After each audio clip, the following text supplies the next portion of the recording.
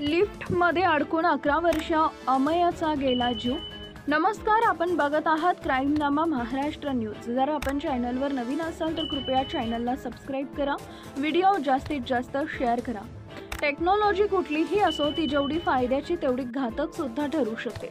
तसेच एक प्रगत यंत्र आहे लिफ्ट। लिफ्टच्या सहाय्याने बिल्डिंगच्या कुठल्याही मजल्यावर कुठलीही मेहनत न घेता ये-जा करता येते। अशा या लिफ्टचा जेवढा फायदा आहे तेवढा तोटाही आहे असं काही घटनांवरून लक्षात येते। अनेक वेळेस छोटी छोटी मुलं लिफ्टमध्ये खेळत असतात। या मजल्यावरून त्या मजल्यावर, त्या मजल्यावरून या मजल्यावर असं ते जा-ये करत असतात। पण अशा वेळेस जर लिफ्टची दुरुस्ती नसेल, विजेचा बॅकअप नसेल तर मुलं मध्येच अडकतात आणि त्यातून जीवितहानी देखील होते। असाच प्रकार पुण्यातील चरोली येथील राम स्मृती सोसायटीमध्ये घडला। या सोसायटीमध्ये साहेबराव फडतारे यांचं सुखी कुटुंब होतं।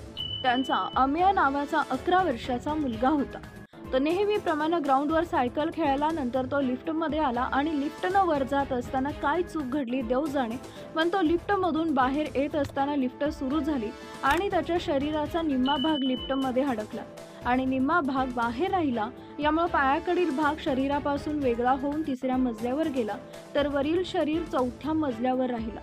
तो जोरजोरात ओरडत असल्यानं सोसायटीमधील लोक धावून आले।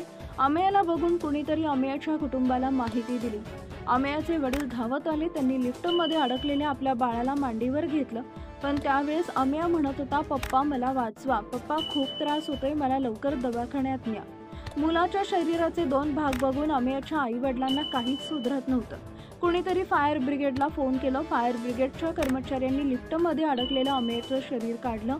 तातडीने अमयाला हॉस्पिटलमध्ये नेण्यात आलं, पण तोपर्यंत अमयाच्या जीवनाची दोर तुटली होती।